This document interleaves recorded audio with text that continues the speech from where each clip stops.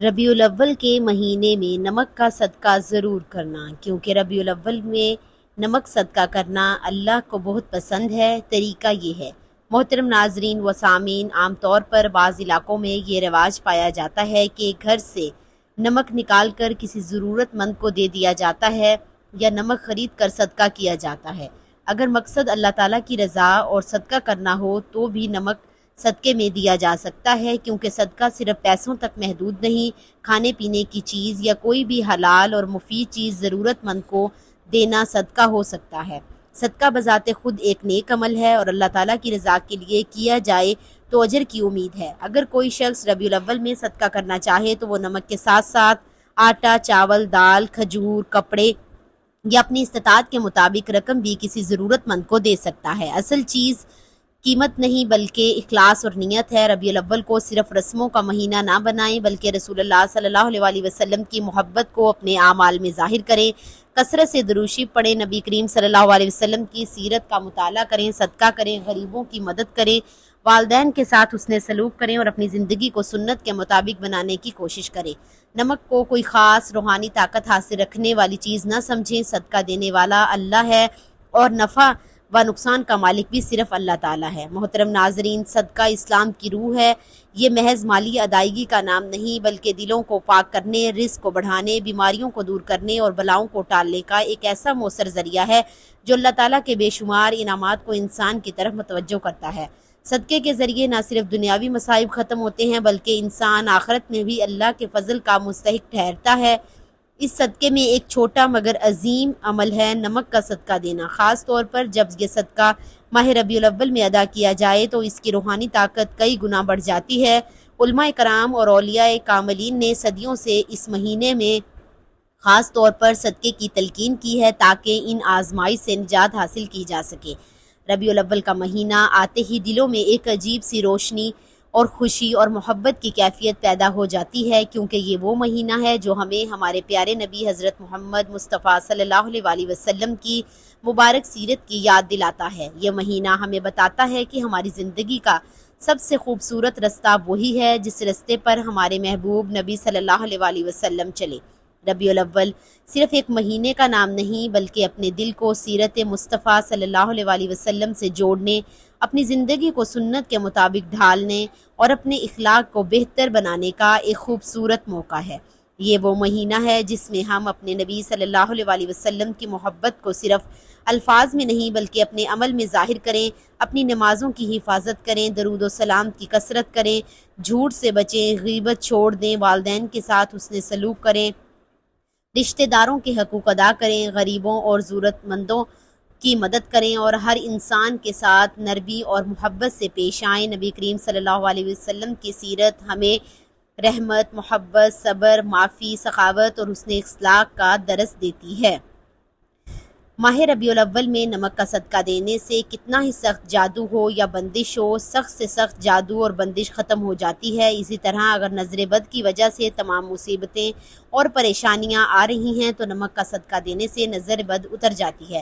تو ناظرین، نمک کا صدقہ دینے کے لیے آپ نے بالکل تھوڑا سا نمک لے لینا ہے۔ بے شک آپ ایک چمچ لے لیں یا ایک مٹھی نمک لے لیں، جتنا مرضی آپ نمک لے لیں، بس آپ نے تھوڑا سا نمک لے کر اسے ایک کٹوری میں ڈال کر اپنے سامنے رکھ لینا ہے۔ اور ایسا کوئی گھر جہاں نمک موجود نہیں ہوتا، کیونکہ ہر گھر میں ہی کھانا پکانے کے لیے نمک کا استعمال کیا جاتا ہے۔ پیارے بہن بھائیوں، نمک کتنا بابرکت والا ہے اس کا اندازہ آپ اس چیز سے بھی لگا سکتے ہیں کہ جس کھانے میں نمک شامل نہ کیا گیا ہو وہ کھانا آپ کو ذائقہ دار ہی نہیں دیتا، پھر چاہے آپ چھوٹا بھنا ہوا گوشت ہی کیوں نہ پکا لیں۔ لیکن اگر آپ اس میں نمک شامل نہیں کریں گے تو چھوٹا بھنا گوشت بھی آپ کو ذائقہ نہیں دے گا۔ اس گوشت کے مقابلے میں اگر آپ بھنڈیاں یا کوئی بھی سبزی پکا لیں لیکن اس میں باقاعدہ نمک شامل کریں اور وہ سبزی اور وہ بھنڈیاں بھی آپ کو گوشت سے زیادہ مزہ دیں گی۔ یہ نمک ہی کی برکت ہے۔ تو آپ نے تھوڑا سا نمک لے لینا ہے اور اس نمک کو کسی بھی برتن میں ڈال کر اپنے سامنے رکھ لینا ہے۔ اب آپ نے ایک دفعہ بسم اللہ الرحمن الرحیم پڑھنی ہے اور 3 بار آپ نے درود شریف پڑھ لینا ہے۔ کوئی سا درود شریف پڑھ سکتے ہیں، چاہے تو درود ابراہیمی پڑھ لیں یا چاہیں تو چھوٹا درود بھی پڑھ سکتے ہیں۔ ایک بار ثواب کی نیت سے میرے ساتھ بھی درود پاک پڑھ لیے۔ اللہم صلی علی محمد وعلی آل محمد کما صلیت علی ابراہیم وعلی آل ابراہیم انک حمید مجید۔ अल्लाहुम्मा बारिक अला मुहम्मदिन व अला आलि मुहम्मदिन कमा बारकता अला इब्राहीम व अला आलि इब्राहीम इन्नका हमीदुम मजीद। तो जब आपने 3 बार दुरूद शरीफ पढ़ लें तो इसके बाद आपने पूरे 33 बार पढ़ना है सुबहानल्लाहि व बिहम्दिही सुबहानल्लाहिल अज़ीम, यानी आप पढ़ेंगे सुबहानल्लाहि व बिहम्दिही सुबहानल्लाहिल अज़ीम, ये एक बार हो गया। फिर पढ़ेंगे सुबहानल्लाहि व बिहम्दिही सुबहानल्लाहिल अज़ीम, ये 2 बार हो गया।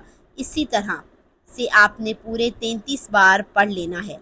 प्यारे बहन भाइयों, सुबहानल्लाहि व बिहम्दिही सुबहानल्लाहिल अज़ीम जब भी कोई शख्स कहता है तो वो इस चीज़ का इकरार करता है वो बेबस है, इसके अंदर ना तो नेकी करने की ताकत है और ना ही कोई बड़ा काम जो वो कुछ करता है फिर जो अल्लाह की ताकत दी गई के बलबूते ही करता है। सुबहानल्लाहि व बिहम्दिही सुबहानल्लाहिल अज़ीम पढ़ने से इंसान अपनी बेबसी का इकरार करता है। इस तरह से अल्लाह ताला की मदद इंसान के कामों में शामिल हो जाती है। आप खुद सोच सकते हैं कि जब इंसान के कामों में अल्लाह की मदद शामिल हो जाती है तो काम कैसे बनने लगते हैं। इसीलिए अगर आपके भी काम नहीं बनते, मुश्किलें परेशानियां आ जाती हैं, रुकावटें बहुत आती हैं, तो कोशिश किया करें कि सुबहानल्लाहि व बिहम्दिही सुबहानल्लाहिल अज़ीम पढ़कर अल्लाह ताला से मदद तलब किया करें, अपने कामों में आसानियां पैदा करें। जब आप पूरे 33 बार पढ़ लें तो इसके बाद आपने 33 बार ही अस्तगफिरुल्लाह पढ़ना है। अस्तगफिरुल्लाह यानी आप कहेंगे अस्तगफिरुल्लाह, ये 1 बार, फिर पढ़ेंगे अस्तगफिरुल्लाह, ये 2 बार हो गया। इस तरह आपने पूरे 33 बार अस्तगफिरुल्लाह का विर्द कर लेना है। नाजरीन, माह रबीउल अव्वल में जितना मुमकिन हो सके ज़िक्र व अज़कार की कसरत करनी चाहिए।